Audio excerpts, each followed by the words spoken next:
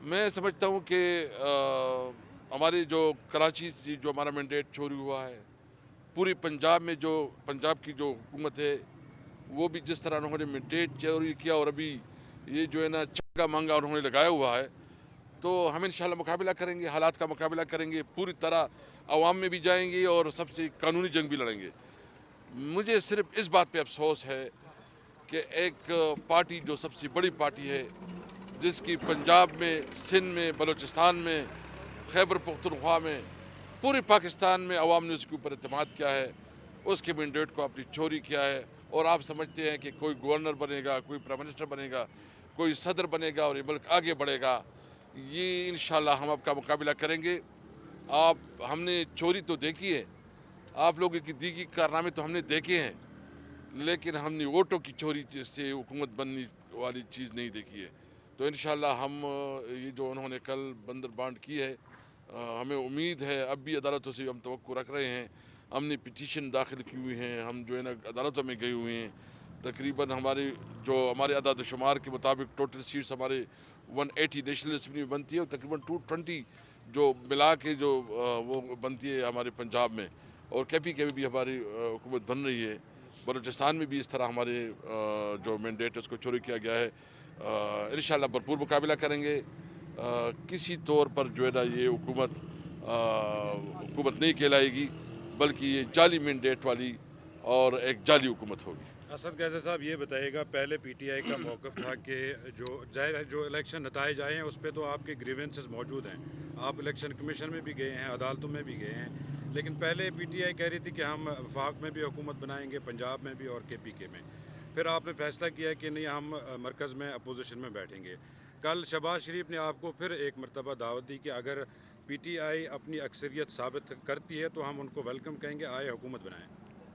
میں شہباز شریف صاحب سے پوچھنا چاہتا ہوں کہ اگر آپ کے اندر تھوڑی بھی وہ مورل جو آپ کے اندر کریکٹر ہونا، کم از کم آپ یہ تسلیم کریں کہ آپ نے شکست کھائی۔ جو آپ نے اپنے نمبر بھی بڑھائے ہیں، وہ کتنے نمبر ہیں؟ ایک کوئی 70 کے قریب، 70 72 73 جو نمبر ہے، وہ نمبر بھی اس لیول کی نہیں ہے کہ وہ پرائم منسٹر اس کے اوپر بنے۔ یعنی آپ اقلیت میں ہیں، آپ اکثریت میں نہیں ہیں، عوام نے آپ کو مینڈیٹ نہیں دیا ہے، اور جب عوام نے آپ کو مینڈیٹ نہیں دیا تو کس منہ سے آپ وزیر اعظم کہلائیں گے؟ آپ تھوڑا مورلٹی دکھائیں، تھوڑا یہ گریس دکھائیں کہ میں جو ہے نا اس حکومت میں نہیں بیٹھوں گا۔ ہم بنیں گے۔ دیکھیں، ہمارا تو فارم 45 ہے نا، یہ تو لیگل ڈاکومنٹس ہے۔ ابھی یہ کر رہے ہیں، کوشش کر رہے ہیں کہ کوئی جعلی فارم 45 بنا رہے ہیں اور ٹپے لگ رہے ہیں، وہاں پہ پتہ ہے سب کچھ ہو رہا ہے، لیکن اس کے باوجود جو فارم 45 ہے اس کے مطابق جو ہے نا، ہم نے تو سپریم کورٹ سے مطالبہ کیا تھا، سپریم کورٹ سے مطالبہ کیا تھا اور اب بھی مطالبہ کر رہے ہیں کہ براہ کرم اس ملک پہ رحم کریں۔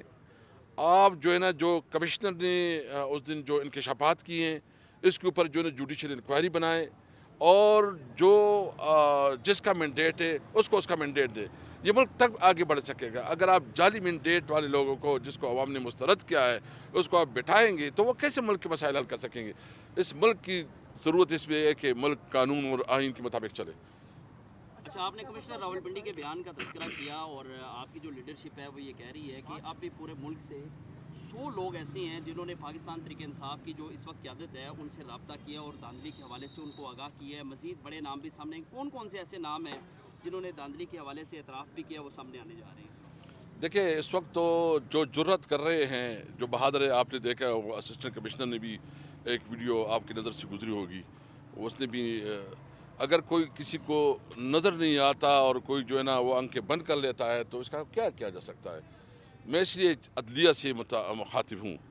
اگر آپ نے حلف لیا ہے اور آپ نے کہا تھا چیف جسٹس صاحب کہ ہم جو ہے نا آئین کے مطابق چلیں گے، ہمارے لیے آئین مقدم ہے، جب آپ کے لیے آئین مقدم ہے تو آپ کے لیے ٹیسٹ کیس ہے، کیس انتخابات کی پروب کرے، اور جس نے مینڈیٹ چوری کیا اس کے خلاف جو ہے نا قانونی کارروائی کرے، اور جس کا مینڈیٹ ہے اس کو اس کا مینڈیٹ دیا جائے۔ اسد کیسر صاحب یہ بتائیں کہ پیپلز پارٹی اور مسلم لیگ میں جو معاہدہ ہوا ہے اس میں پیپلز پارٹی نے وفاق نے کوئی بھی وزارت نہیں کی، وزارتیں لینے سے انکار کر دیا ہے، آپ اس کو کس اینگل سے دیکھتے ہیں؟ دیکھیں، وہ ان کے آپس میں ہیں، وہ سمجھتے ہیں کہ اس کے پاس بڑے بڑے آفس آ جائیں اور وہ ریلیکس ہو کے انجوائے کرے، اور پھر ووٹ دیں گے، پھر عوام کو کہیں گے کہ دیکھو ہم تو حکومت میں حصہ نہیں ہیں. بھائی کیسے حصہ نہیں ہو؟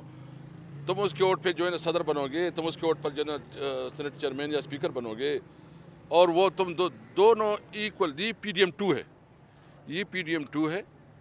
پی ڈی ایم نے 16 مہینے اس ملک کو کنگال کر کے رکھ دیا.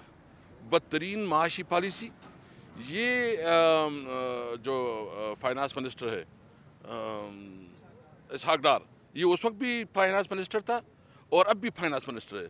تو میں سمجھنا قاصر ہوں کہ وہ کون سا فارمولہ ہوگا کہ اس وقت جو ہے نا اس کے پاس وہ فارمولہ نہیں تھا، وہ اس طرح ابھی نیا فارمولہ اس کے پاس آ جائے گا، وہ کوئی بڑا کام کر گیا. دیکھیں ان کے پاس نہ منصوبہ ہے، یہ ڈیفیٹڈ ہیں، سائیکولوجیکلی انہوں نے شکست مان لی ہے، اور انشاءاللہ مجھے امید ہے عمران خان جو ہے نا اب اس کو مزید جیل میں نہیں رکھ سکیں گے. ہم بہت جلد دیکھ رہے ہیں کہ انشاءاللہ تعالی اس ملک میں جو ہے نا عمران خان اس ملک کا وزیر اعظم ہوگا. جو اگر عدلیہ نے، میں سمجھتا ہوں کہ اگر عدلیہ نے جو ہمارا جو میرٹ کے مطابق فیصلے کی تو انشاءاللہ تحریک انصاف کی حکومت اس ملک میں آئے گی انشاءاللہ. اچھا، آپ نے مرکز میں تو اب اپوزیشن میں بیٹھنے کا فیصلہ کیا ہے. مولانا فضل الرحمان سے آپ کی ایک ملاقات ہوئی ہے، اس کے بعد معاملات آگے بڑھے ہیں، کیا وہ آپ کے ساتھ اپوزیشن میں بیٹھنے کے لیے تیار ہیں؟ دیکھیے سب سے پہلے تو ہم نے یہ فیصلہ نہیں کیا، انشاءاللہ ہم حکومت بنائیں گے، کیونکہ جو ہمارا مینڈیٹ ہے، جو ہمارے اس وقت نمبرز ہیں، ہم اس کے لیے بھرپور قانونی جنگ لڑ رہے ہیں، اور مجھے امید ہے کہ جو ہمارا حق ہے ہمیں ملے گا اور ہم ہی حکومت بنائیں گے انشاءاللہ.